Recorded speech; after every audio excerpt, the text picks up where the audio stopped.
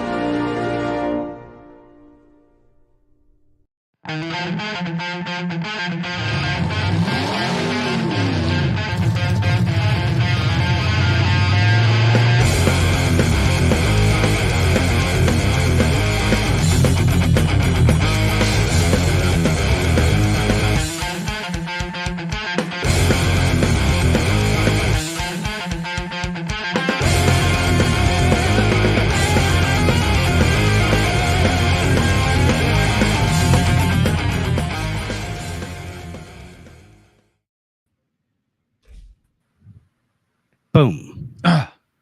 Man. What's up, everybody? How are we doing? Welcome back. Another episode of the ADRL podcast. I almost said, bet you didn't know. Boy. I know you did. I'm going to let you run with it. See how you did. When I take the lead on it, something like that, I just go into automatic mode. I know, right? I feel you. I feel you 100%. I'm just trying to knock down the tree over here on this electric. I was going to ask what the heck you're playing with, but yeah, that is my Portatree Eliminator Portatree. Practice makes perfect. Mm-hmm. Oh, okay. My bad, Prince Adam. It's all good. Mike Sampson, watching from Knoxville. What's good, Mike? 2:52 p.m. 2:52. Hope everything's okay in Knoxville. Welcome back to the ADRL podcast on Thursday night. That's right. The only night that it's on. I'm Dr. Frears.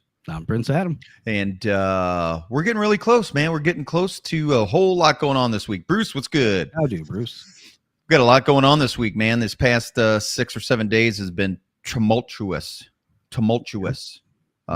devastating to a lot of people. You know, it's kind of like the main thing that I don't want to talk about during the episode, but I do want to bring up and just say that we are praying for everybody out there that's affected, from North Carolina, South Carolina, Georgia, Tennessee.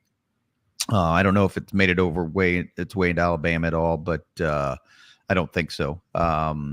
And as well, Florida, of course. So we're praying for you guys. I keep watching videos every day. And people are uploading more and more videos, and man, shit is just it's not Tuesday night, but I'll just say things are a lot crazier. I'll turn this off real quick. Things seem filter alarm go off. Things are way crazier than what the news is playing it out to be. No doubt about it. Well, yeah, and it's, the news is going to pick and choose kind of the areas and everything like that. And then, even with 24-hour coverage, I doubt that the media could even accurately depict or cover the mountain swath of devastation and the stories and everything that's happening and going on. Crazy. Totally crazy, man. So prayers to everybody affected out there. Hope everybody's getting all right. We, of course, have Charles Correcchia. Hope I pronounced that properly. He is... and we got nothing. That's just, man. Yeah, that's how it happens. Yeah, that is how it happens. Next county over could be a different story. It's wild. Weather's crazy. It is. One of our extreme dragster drivers participates with us, Charles Correcchia. He is in Asheville, North Carolina. And Charles, if you are by chance watching, man, we're I don't know how or in what way you would be, but if you are, man, thinking about you. I know that he was directly impacted. It's crazy out there. The videos and the devastation is absolutely crazy. So prayers. I'm working on things on my end to see what I can do to help out. But anything that anyone can do, and please try to keep your publicity out of it. Don't do it for publicity. Do it because you genuinely. Hey, Charles. Charles, there he is, man. Oh my gosh, thank goodness, man. I sent you a message a day or two ago. I hadn't heard back from you. I was hoping that you were good to go. But anything that anybody can do to help, like I said, I'm doing what I can on my end, and try not to use it for publicity, folks. You do it because you're a good human being and you realize how bad the suffering and help is out there. So anything that anybody can do, please do what you can. I know I'm a little far away. Missouri is not horribly far. Clearly, there's a whole nother half of the country that's farther from us, but I feel like we're still within the scope of being able to help somehow, some way, and I'm still on the fence. I was trying to work some things out on my end with some local logistics companies. Mr. Evans, Uncle Steve, had given a recommendation too, and then as I'm doing research, I'm realizing that a lot of the fuel stations on the way in are out of fuel. So the only folks that I know that are getting in there are with actual rigs that have dual tanks that are semi-close that can manage to get there and deliver some stuff. So I'm going to have to maybe move to a plan B because anyways, regardless, do what you can out there, folks, please. They need every ounce of help possible. Not great at texting. We'll call you tomorrow. Yeah, no, it's all good, man. Hey, look, you got really big fish to fry, and I'm sure you're down there helping everything you can, man.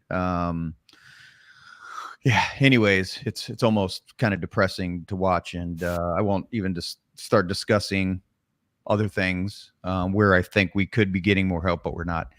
Regardless, so I love everybody. Let's try to get some help for everybody out there in North Carolina.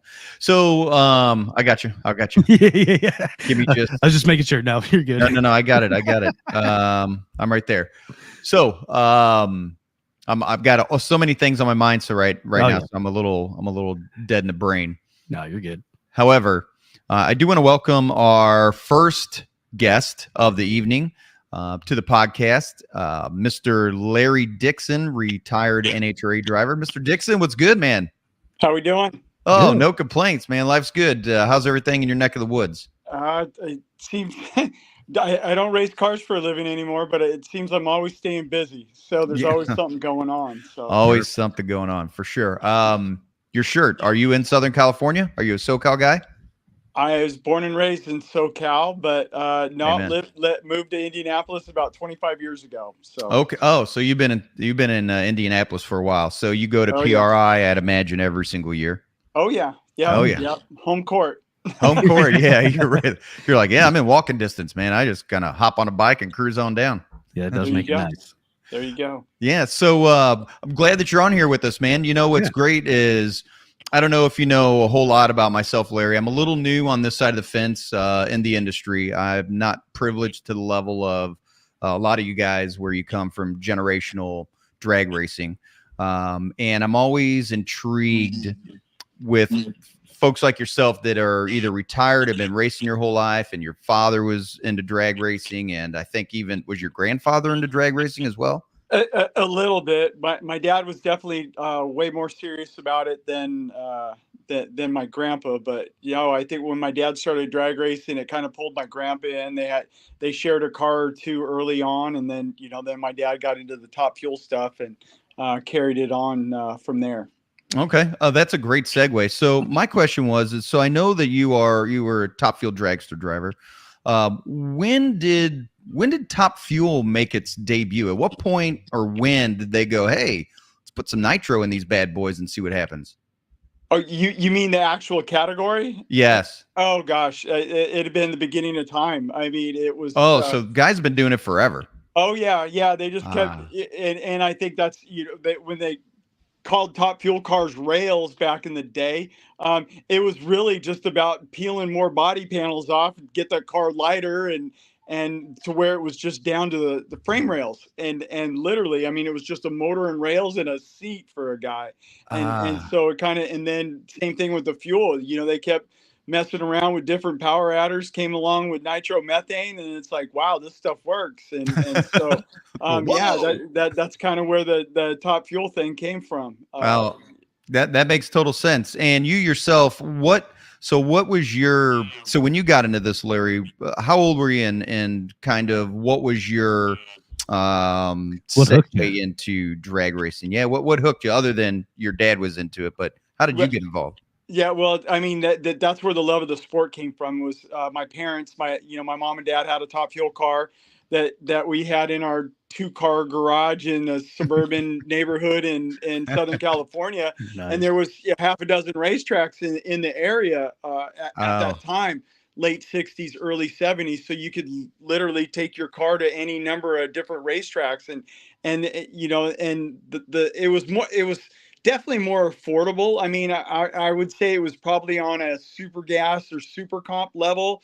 Top Fuel was back in the day. So, I mean, there weren't a lot of other categories. I mean, it was like the stock, super stock, and then Top Fuel, that makes sense. There weren't a lot. So we'd go to the races and you watch your dad race and it's like, wow, that looks fun. That's awesome. And I mean, these guys are racing these fuel cars, and that's what I wanted to do ever since I was a little kid. And so you kind of go through school, and my dad retired from racing in 1979. And then we retired in 1979. Oh, he had been at it a long time. He's an OG.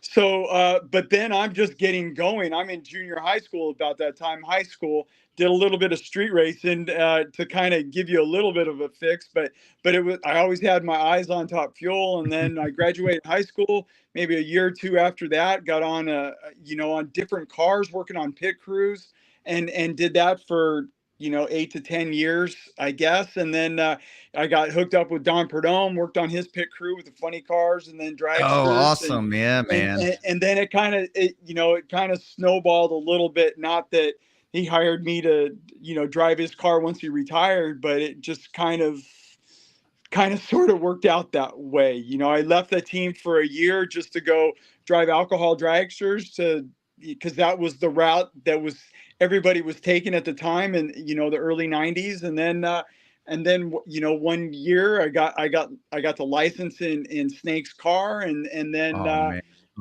he was retiring from driving, and it just kind of one thing led to another. Got a meeting with Miller Brewing Company and had them for a sponsor for a dozen years. So and then had a lot of good crews and teams at the time, and crew chiefs, and won a few championships with him, and then went and drove for Alan Johnson. The Alan Nobby team won another championship there. So nice. You're a legend, man. I'm still working on my resume, man. I'm not done yet. So, and then did that till I couldn't, for the most part, from a sponsorship or availability standpoint. And then I built a 2-seat Top Fuel car, and then I give people rides in a Top Fuel car now. Oh, that's awesome, man. Wow. Not full time, on a part-time basis, and Sure. and then I have a Top Fuel car that I'll go and do some match racing with myself, and I've mentored younger drivers, getting them licensed, and then taking them, and you're running them at NHRA races as well too. So I Yeah. do that stuff, and then I still got my street race car that I had from way back when, that I'll Nice. go and do drag and drive events. What the is it? drag I gotta leagues know. and- What's your old hot rod? a 66 Chevy too. Oh, So, nice, yeah. man. Yeah, those are awesome. Yeah, So like it. I got hooked up with GM. Almost 10 years ago. Put an LT4, like a late model Corvette engine drivetrain in it. It, runs high nines and gets 22 miles to the gallon. Get out of and here. I can So drive it good. from here to California if I want to. I mean, it gets 22 miles to the gallon and still runs 9. So it's a lot That's of fun. insane. So I'm doing a lot of that stuff right now. Yeah, that's rad, man. Well, that's in a nutshell, that has been one hell of a life you've had. I mean, that's awesome. in the racing scene. And just to think, man, how cool to grow up as a kid, late 60s, early 70s, Southern California. You had hot girls everywhere, hot rods, skateboarding. I mean, things were going off in Southern California back then, man. It was, and you didn't know any better, because it's like you just thought it was like that everywhere else in the country. It wasn't until you get older that you figure it out. But it's, racetracks. You had Lions drag strip in Long Beach, and then you had Irwindale and Orange County, and then obviously Pomona and Ontario, and you had Bakersfield. I mean, it was just, there was so many tracks, and it was just, you went to the races. And then obviously when it starts to get more populated and the land's worth more money, and then it gets sold off, and then there's less tracks, and like now literally the only one, the Irwindale and the new Irwindale, and then Pomona. But Pomona's on county property, so that's not going to sell. And so it's, but it's thinner, but you don't have that every week racetrack like you did when I was a kid. So I end up moving back here, and you got IRP right down the street, and my dad moved back here as well. And now it's kind of the next generation. My youngest son, took him out for the first time a couple of weeks ago, and now he's going to Frank Hawley School in a couple of weeks. Awesome. So who knows?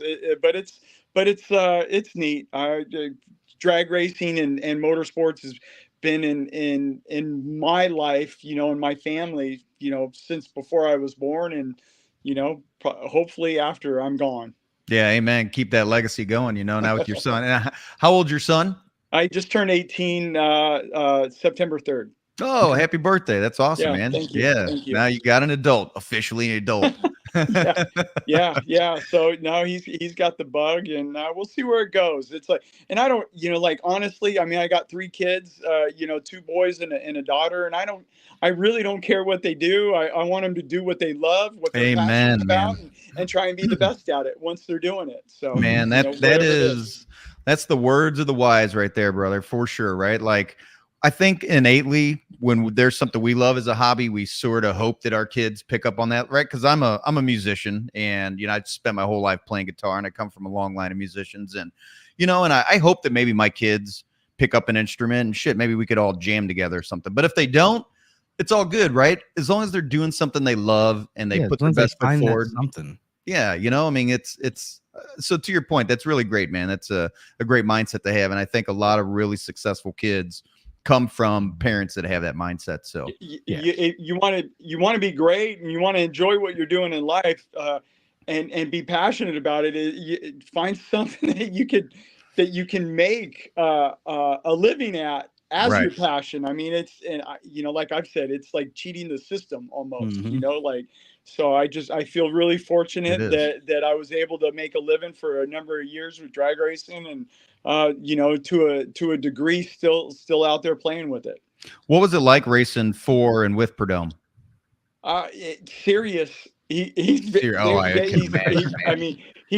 a cool guy, but like when you're competing, like, you know, whether you're driving for him or just working on the car, he's very serious about it. I mean, and so as long as you're on board with that, everything's great. And so I enjoyed that, you know, because it was like that's all I ever wanted to do in life was to be involved in drag racing and try to make a living at it. And it was a great play. I worked there for 20 years. So, oh, wow, man. 20 years. No kidding. Yeah. So I started when he was still driving funny cars. And then when he transitioned back to Top Fuel, and then, you know, and then went into ownership, you know, into, you know, gosh, he at one point had three fuel cars, you know, the 2 funny cars and the dragsters. So it was really neat to be a part of that while his company grew and was very successful. So it was great times. Got nothing but great things to say about it. Do you think that there's some merit to working on a team where somebody's, you know, that hard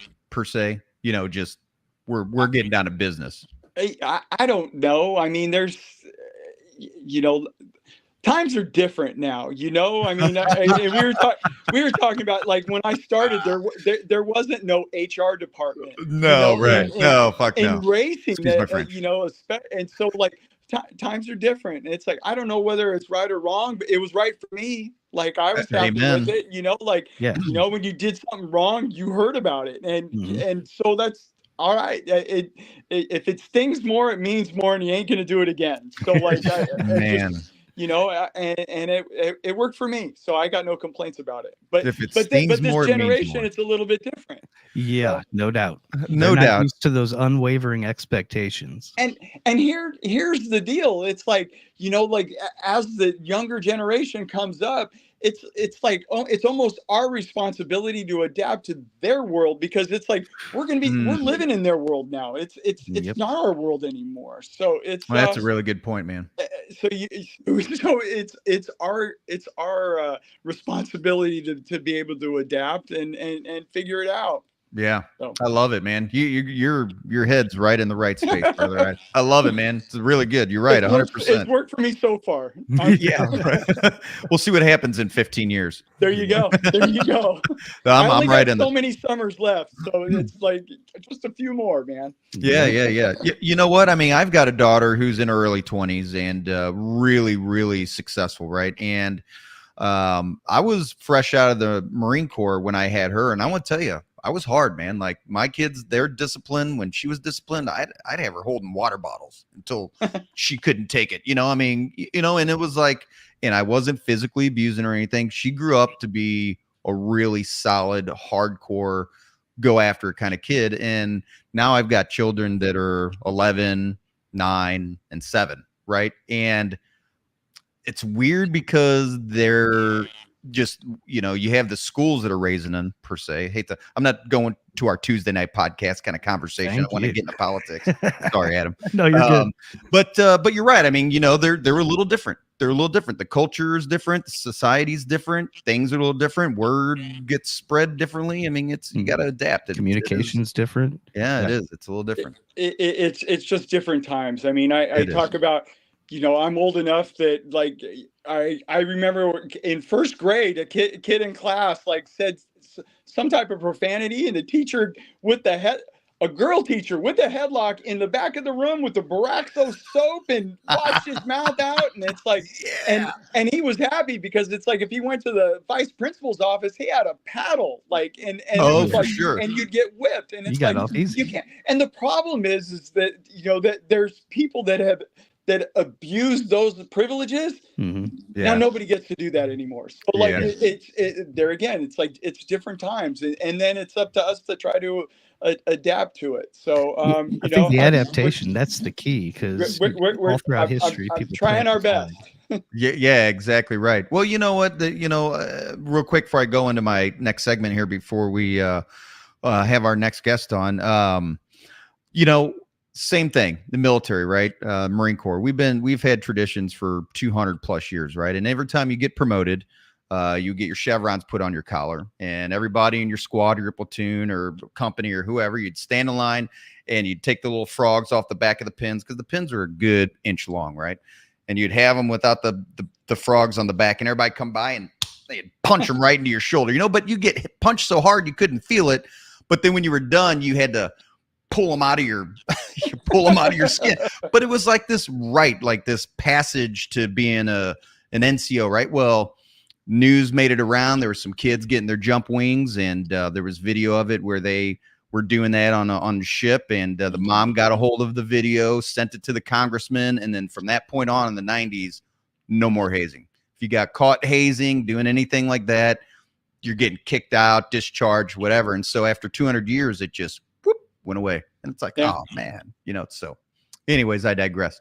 So let's get into our next segment real quick, Larry. So you know, as I said earlier, I'm a huge music guy. Adam's a huge music guy. I think music's important. You're from SoCal, so I'm you know, I have to imagine that you're probably kind of a music guy. Whenever you were getting ready, or you were racing, or you were in your pits, and you guys needed that energy going, you guys were rocking and rolling, what kind of music do you listen to? What gets you going? Probably you know, early on, you know, it's all long hair metal type like music. Rat and Cinderella. Yeah, or early on, you know, like I went to a ton of Cinderella shows, ton of Rat shows. Yeah. Stephen Piercy'd come out to the track, big drag racing fan and stuff. And then later on, you know, Linkin Park, you know, Bleed It Out. Like if you can't get up for that song, you're never gonna get up. Right. No, that's a ripping song for sure, man. Yeah, but that's probably my, you know, Foo Fighters.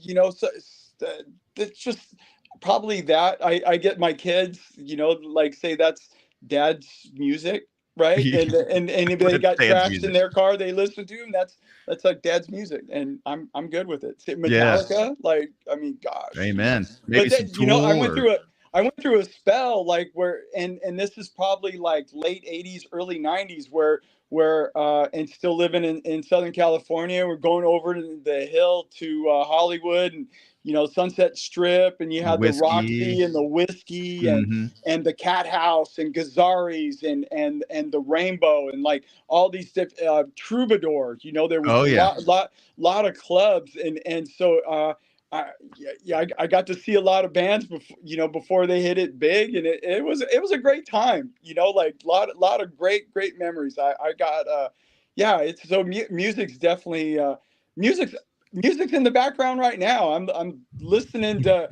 I'm streaming K-Rock, which is I love K-Rock. Yeah, man. So Southern California. Yeah. I'm in Indianapolis, and I can still listen to, you know, my Southern California music. You know, it's so good.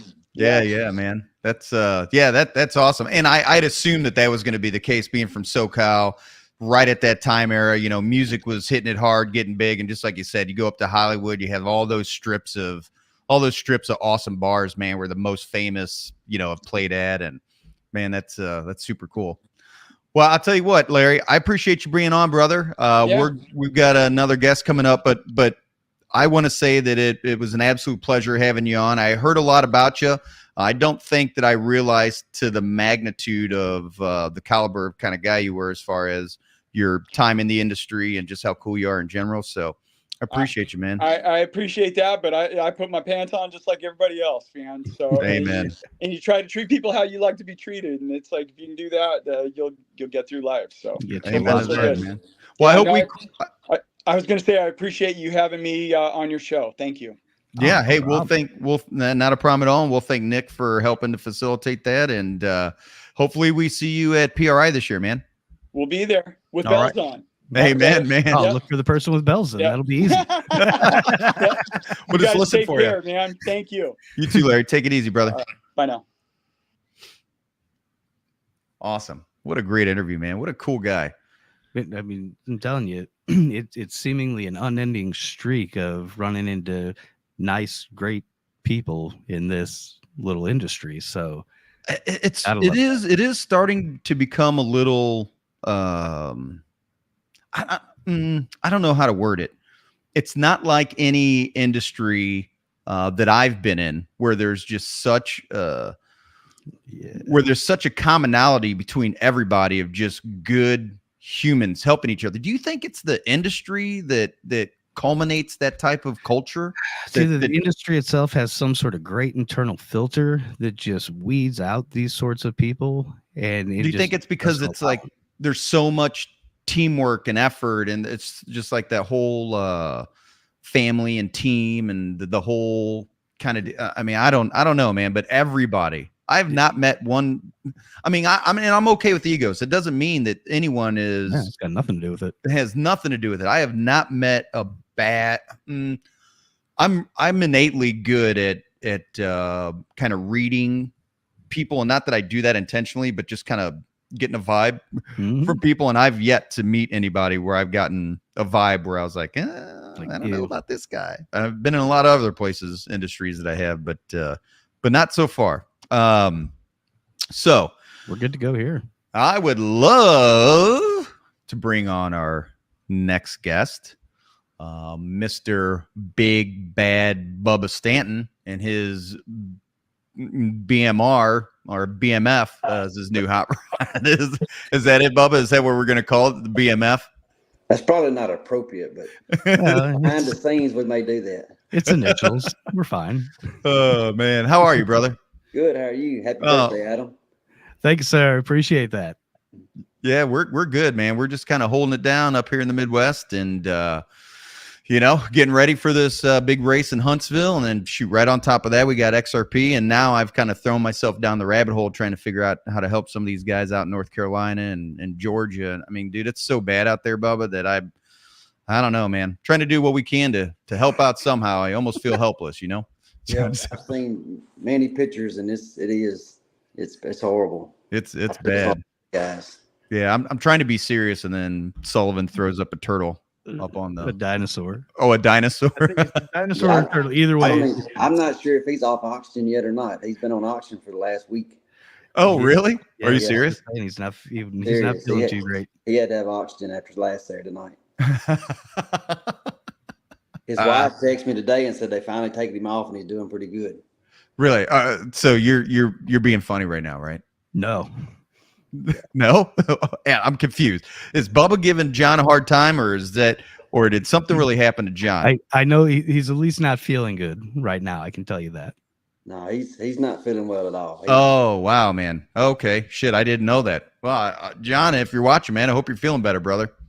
For real. It's going to be a while before he feels better, because, I mean, he's got something else coming again in another week. Jesus. I knew it was coming.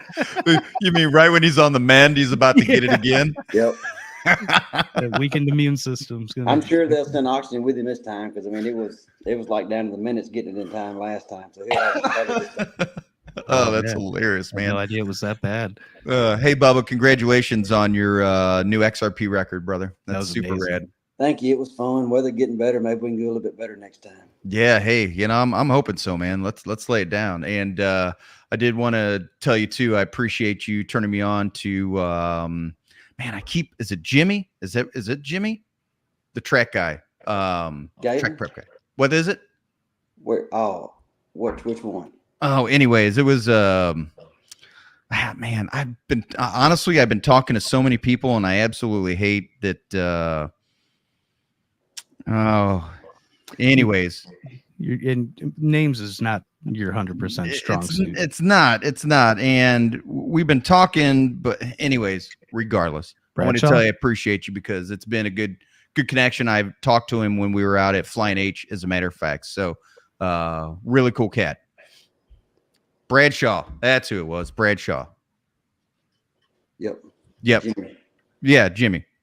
Anyway, so we're gonna hope that we can get that Huntsville track nice and tight for everybody and make it good. See if you could break some track. So, do you have any idea what the track record is in Huntsville?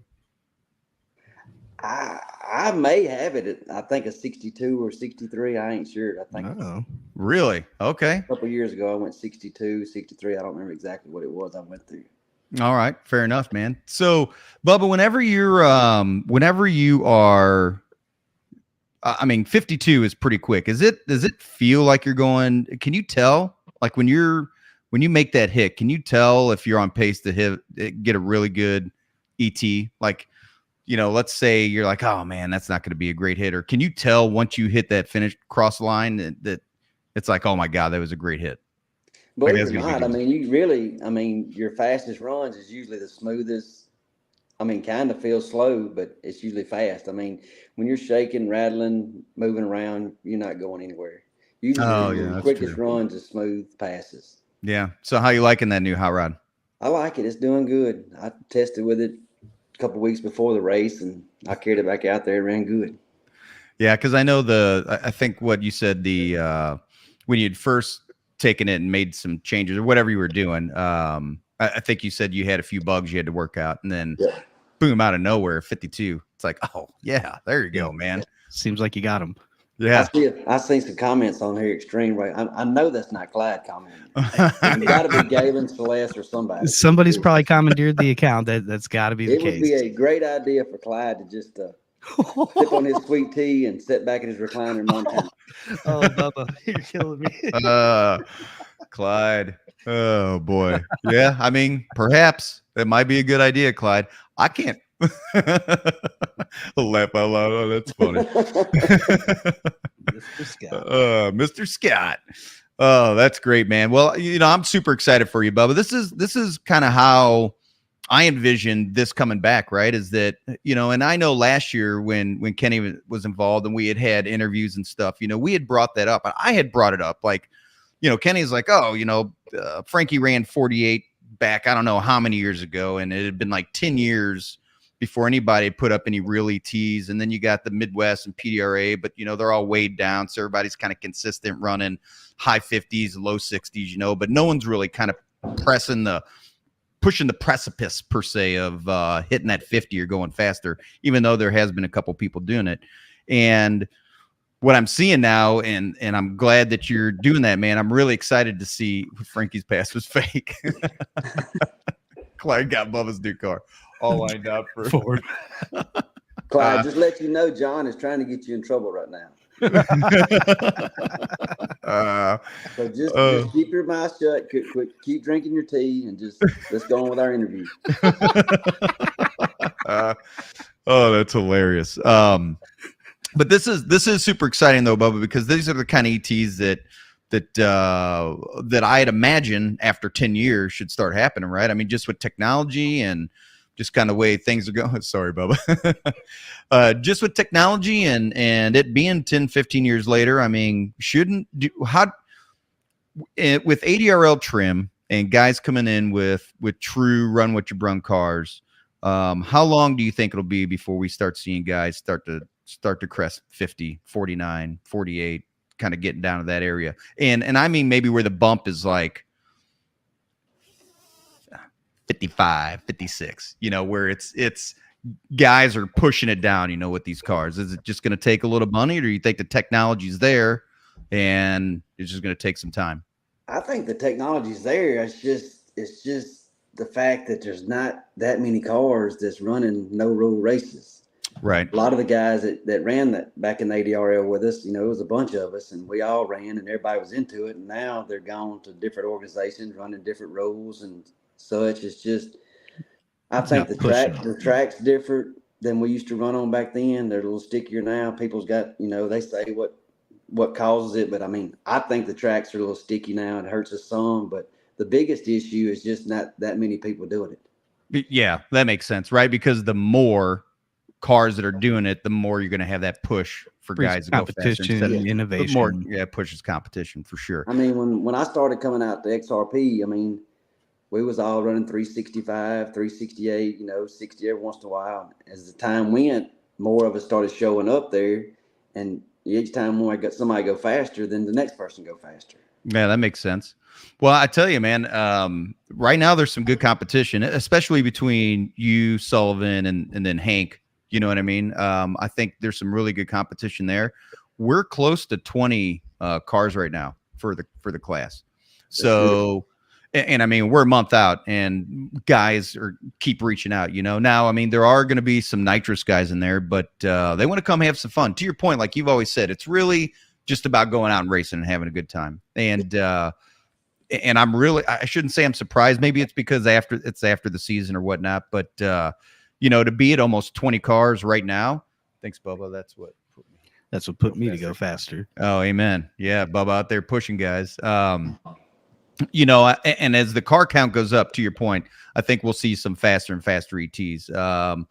As you know, I push the nitrous and the blower class together, so we'll kind of see how that works out. Only because it doesn't seem like there's a whole lot of nitrous guys right now, so none of them seem to be worried about getting in there and jumping into the deep water with you guys. So I'm kind of excited. I'm excited to see how this race goes on, man. There's going to be a lot of cars. I mean, Reester's got a nitrous car, and I mean, he runs Frankie John and Clack and all say. I mean, he is one that we fear. I mean, Doug Reester will beat you in a heartbeat. Yeah, he's consistent, right?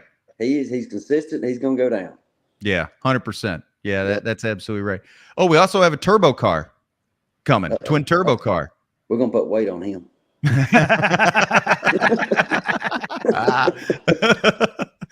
You know, I thought about this, and you know, we understand radials, right?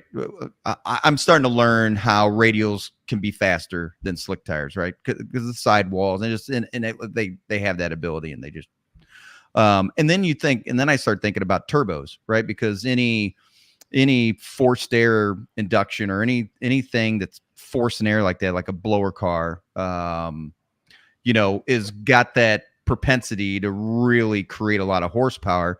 And now that I see turbos, they're starting to work the bugs out of the turbo systems. Like there was that guy from Australia that went down to Luis's shop, you know, ran like 5,400 horsepower on twin turbos.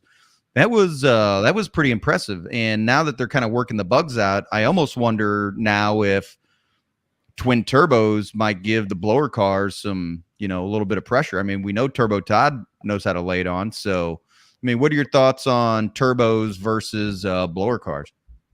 Turbos are faster. I really think, you know, if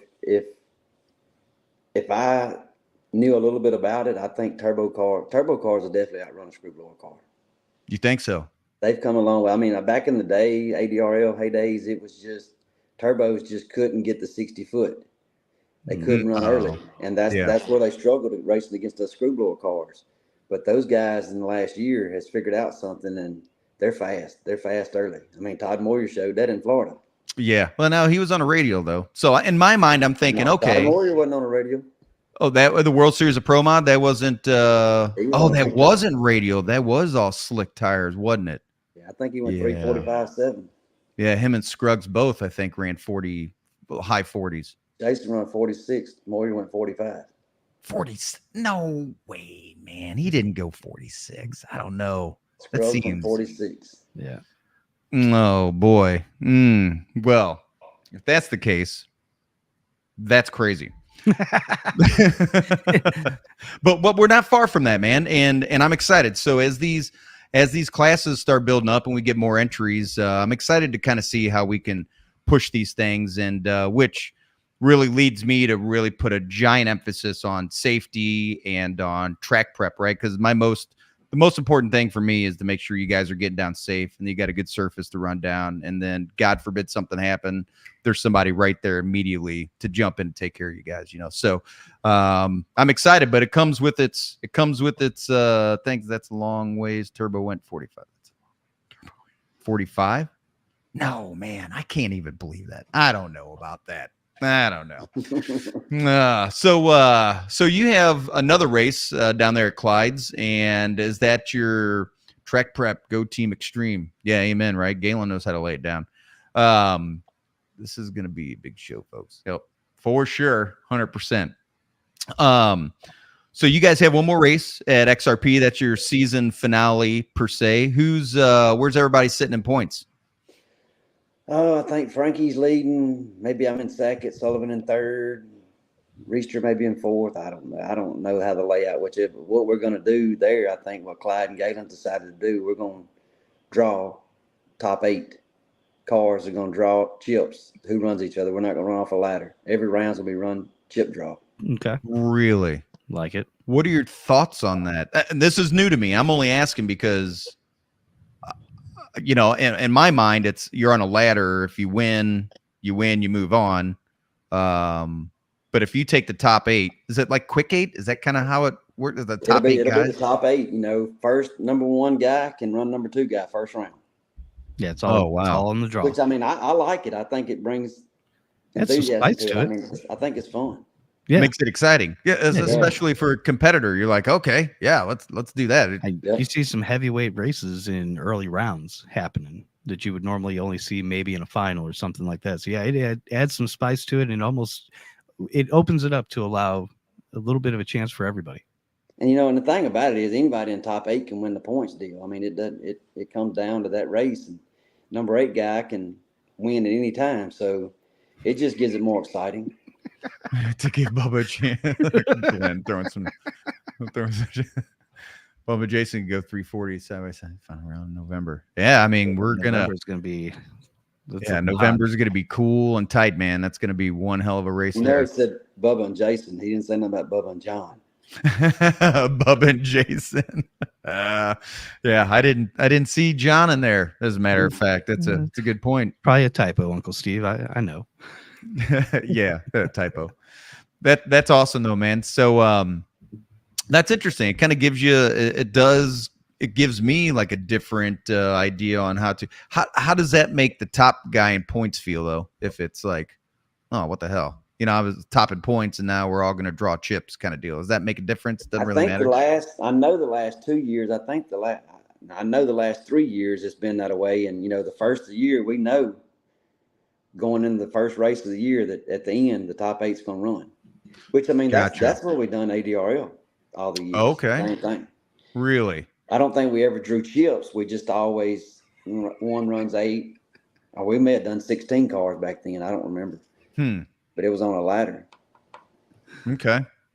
Well, it does give you some ideas, gives me some ideas on how to change things up a little bit, right? Because, things have been, I always like changing things up a little bit to make it fun, right? I've always did that with my other businesses and employees and contests and stuff like that, right? You just kind of get stuck in the monotony. And when you're grinding, it's fun to change it up a little bit and make it a little more exciting. So, I think it helps the series in a way, because if you're not a chance to win the championship, you're not going to show up. You're not going to show up at the last race. Right. Exactly. So that's great incentive. It could even add something from the spectator side. Instead of just seeing a ladder posted up on a cork board outside of the tower, you take the chip draw out to the middle, let it happen out there, and get the running rate and go. I mean, I went in as an alternate in 2006, an alternate spot, and had to run Jason Scruggs first round. I ended up winning the championship from an alternate spot. Nice. That's what I'm talking about. That's what it's all about. The number 8 guys got just as good a chance as the number 1 guy? Sure. Yeah, that makes sense. No, that's a great way to go about that for sure. So are you planning on making any, are you set it and forget it at this point? Do you continue to kind of make some tweaks here and there? I don't know if you ever set it and forget it between now and then. Right. Probably not. No, I can't imagine there's ever perfection. No, right. I just got, I mean, the first race out with the car I bought and everything in it, I changed. So I'm just going to tweak what I got. I think what I got to run, I just got to tweak it. Yeah. Amen. Well, we need to find something for Clyde to run. He don't want anything. He don't want anything. You don't want nothing. No. He's over it. Yeah, he's a lot better off where he's at. Oh shit, that's funny. What said 2's fan shirt? Yeah, Glenn says, "Oh yeah, didn't send 2 fans of shirts they ordered on Facebook." That's crazy. All that bogus selling shirts and stuff on Facebook. It is, man. No, it is really. It's somebody's. I've just basically figured that they've created an identical profile, same name, use your profile pic, and then just post it in the comments and tag all your friends. Yes, it's crazy. Yeah, it's totally jacked up. There's no telling how many people spend the money and buy that thinking they're gonna get a shirt. Oh man, I'm telling you, it's like a never-ending scam artist. It's like the never-ending criminals are on the forefront of everything. Yeah, aren't they? Yeah, they sure are, man. Trying to rip us off. Get out of here. Get out of here. What kind of belt do you run, Bubba? For blower belt. Yeah. Mm-hmm. I've ran them all. Gotcha. None of them really. I mean, they all about the same. I mean, I run the Daco belts. I run the what I'm running now is the mine went blank. Amanda Hoover, Chris Duncan. Oh, they have Daco. Yeah, they Yes. got Daco belts. That makes total sense. Yeah. Have you ever used a star belt? It's been quite a while since I used a star belt. I hadn't used one in years. Yeah, probably. Yeah, I'm not gonna. Yeah, yeah. That was. I see people running all of them. So I mean, I guess whatever your combination works best with. It is what it is, right? Yeah. Hey, whatever. So I mean, is that part of your combination? Do belts make that big of a difference in your setup? No, it doesn't. It doesn't matter, right? No, it doesn't matter. You just set them on the pulleys and get it to spin some shit. Yep. I like sponsorships belts. Right. Any belt we can get from a sponsor is a good belt for sure. Stud broke star belts pass after pass. Yeah, I remember that. Oh, yeah. Yeah, I know. That's kind of what I was, Brian. That was kind of what I was alluding to. I was like, Adam, on the Tuesday night podcast, Bubba. I was like, Adam, I wonder what kind of belt I got on my blower. So I went out in the garage and looked at the blower belt and said star on it. And I was like, well, yeah, okay, that makes sense. You won't see championship belt. Shit. You guys, man. Ask John how many he got hanging on his wall at home. Oh, damn. John, how many do you have hanging on your wall at home? Crickets. Crickets? Nothing. Yeah. He's like, what do I say here? I got to think of something creative. Oh, that's hilarious, man. Well, Bubba, I'm super excited for Huntsville and first soon. There you go. That was a good response. Super excited for Huntsville. Super excited for XRP, brother. And I hope, actually, I thought about you and Clyde, as a matter of fact. Really, a handful of the guys that I know are self-employed and have businesses that rely on goods and shit. But I hope that this strike doesn't impact you at all, man. I hope that it doesn't. I hope you're not relying on any goods coming through those ports down there in the Southeast, because I hope they can write up a contract pretty quick for those guys, because it won't be a matter of a week or two before people start feeling it. So I hope that doesn't impact you, man. I do too. I hope we can get through it and they do something quick. Yeah. Just sign it up. Obviously they have an important job. It's kind of an interesting time. I'm self-reliant. Yeah. Clyde's out there. Clyde. Yeah. Clyde's out there making his own steel, digging dirt and making his own steel, chipping rocks for concrete. He don't care. Yeah, no, he's like, I'm self-sufficient. He lives in a tent in the mountains now and gets to the grocery store on a horse.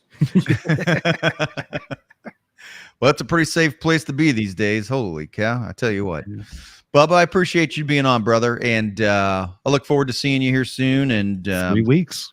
3 weeks. And if you need anything, let us know. Yeah. Other than that, man, looking good. Yeah, XRP is going to be super fun. Clyde's got some ideas, and we're going to work through some things. And we got Luis bringing a radio car, and I don't know if there's any other radio cars that are going to come, but should be fun. Should be a pretty crazy, cool November badass drag race.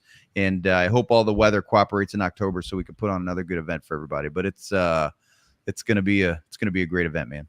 It will be good. Glad you guys to have me, and we look forward to talking again. Yes, sir, man. Much love, Bubba. Take it easy, brother, and we'll talk to you soon, man. All right. Thank you. See you, bro. All right. Good old Bubba Stanton. Always a good time. Always a good time, man. You know what? Here's what's funny about Bubba is that he's so like laid back and reserved, right? But out of nowhere, dude, his comments are like missiles. They're like Scud missiles. Yeah, he's got precision strike. Precision strike. Like he doesn't even have to. And I'm like, man, is he serious? Doesn't even have to change his tone or demeanor, nothing. Just cuts your knees right out from underneath it. Oh, it's good, man. Realize it. He's so good at it that I feel stupid sometimes. I'm like, man, I can't tell if he's talking shit or not. It's good. It's so good. I found that they're always talking shit. Yeah. Somehow, some way. And even if a lot of it could be inside shit talking that you wouldn't know any better. Oh, yeah. So anyways, everybody, appreciate you joining in tonight. We do have a killer event coming up, in case you didn't know, right here. ADRL Rocket City Drags, October 25th and 26th. Anybody watching he's like a sniper, man. Yeah, he is. No shit, he is. And not only with his shit talking, but his racing too. I mean, he just boom, boom, very effective, very effective. He would have made a good Marine. What was I going to say? Huntsville, 3 weeks. 3 weeks, Huntsville. Anybody that's watching, that's coming to race, grab some candy. I'm going to have a trunk or treat, and I'll send out an email and some messages to everybody, but grab a couple bags of candy, bring some decorations for the pits, and we're going to have some guys come out. Yeah, I agree. Great guest tonight. Thanks, Mike. We're going to have some schools come out on Friday night. We're going to get the community involved and kind of pump up this trunk or treat for Saturday night. So, for Friday night. Yeah. Decorate those pits, costumes, whatever you're. Yeah, no, for sure. We'll throw out a little bit of cash for the best decorated pit. Again, Verge is going to be with us. They're probably bringing at least 100 cars. So there'll be plenty of stuff for lots of kids to do. And yeah, it's going to be a good time. So we're going to get involved in the community there in Huntsville, let the schools know, get some kids out to the track. Cause really that's what it's all about, right? I mean, we're all about schools right about now. We are. Thanks, Adam, for working with a local school district that we have here. They implemented a new program called Spark Pro. Actually, Adam, why don't you talk to that point? Yeah. It's a Spark program. It's an immersive program for high schoolers to be able to work with local businesses, services, community development aspects to kind of hone their skills of what they're looking to go into as far as more of a technical aspects with video editing, graphic design, things of that nature, and gives them some real world experience and some direct hands-on knowledge in the school area. So it's been a great treat. I was a section leader in high school for my tuba section, and the guy who's leading it, Matt Wall, was one of the people in my section. And then my senior year, the drum major. And this is the first year of their program. He reached out on Facebook, and I figured, sounds like a great opportunity. So far it's been great. Looking forward to it. Yeah, absolutely. Anything we could do to help get kids involved, and and how cool would it be to be a kid, being able to do some stuff in high school. You're not even a professional out in the market or in the fleet per se. Stop by the Race Ugly trailer too. Well, plenty of candy. Plenty of candy. Amen. That's right. So Corey and Amanda Ford with their Race Ugly trailer will be there selling merchandise in Huntsville. So that'll be great as well. So they're going to be decked out. They're always decked out. What I love about their trailer is the black lights. I'm a huge blacklight fan. I mean, my whole life, right? Spencer's was my place, right, Adam? You too? Oh, yeah. That was a great spot. Oh, of course. Blacklight posters, black lights. All the way in back corner. That's where you need to be. Exactly. Anything UV reactive, so they have a really cool trailer because everything in there is lit up. It's all under black light. So that's going to be a really cool addition to this race this year, as we get to have their badass trailer. They're selling some Race Ugly stuff, some ADRL shirts as well. And it's going to be exciting. So if you're coming and you're racing and you're going to be in the pits, again, let's get festive. Let's decorate it a little bit, bring some candy. We're going to get the kids out there and we're going to have a good time. We'll do some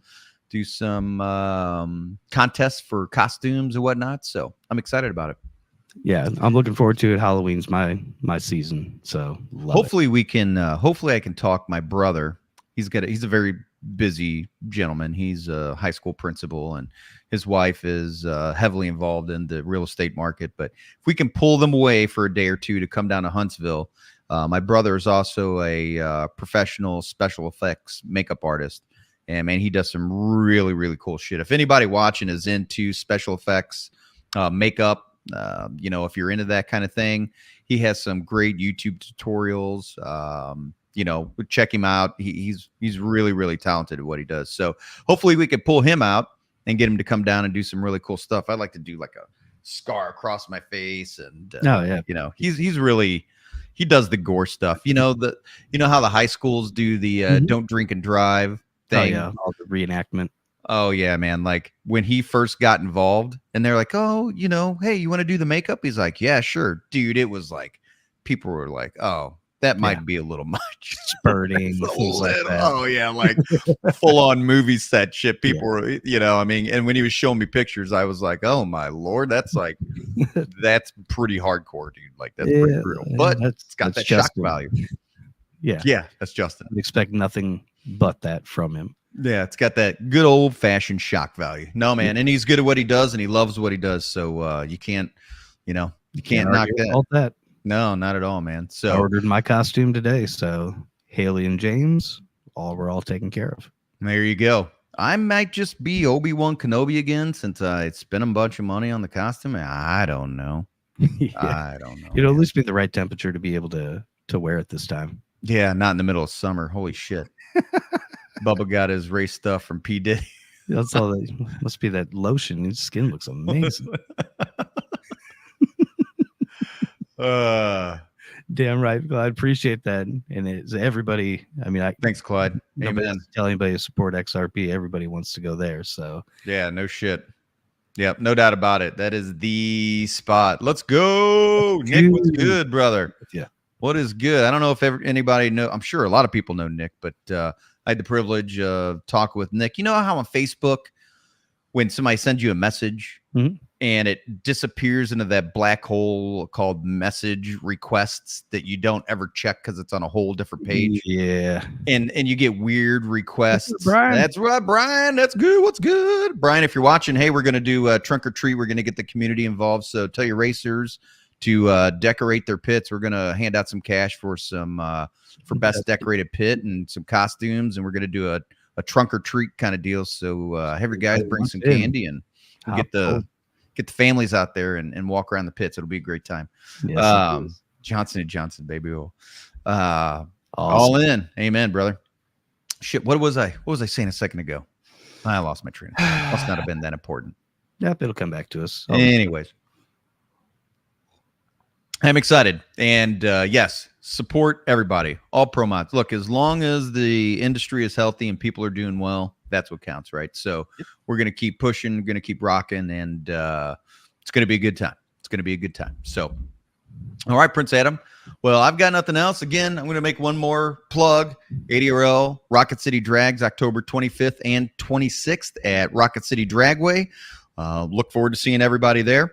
We want to thank our sponsors, Renegade Racing Fuel, Fuel Tech, and Chris Duncan Race Cars. And other than that, love everybody. We'll see you on the flip side. Prince Adam, got anything? Boo! Nothing. Huntsville, XRP, November 15th and 16th. If you didn't make it, we'll start plugging XRP too. Yep. Get that one on your calendars, or if you really Dragpalooza, baby, you're gonna go to both of them. That's right. So we will start. Thank you, Adam, for doing that. I get my blinders on. I get laser focused. But yes, not long after that, 3 weeks after Huntsville, we are having Dragpalooza that it will be at XRP, and it's going to be one hell of a race. So also you could take a ride in the 4-second drag. Yes, Corey, that's right. So as a matter of fact, next. Hey, Gentleman Club next. Yeah. 340s or bust, laugh out loud. Hey, I love that idea.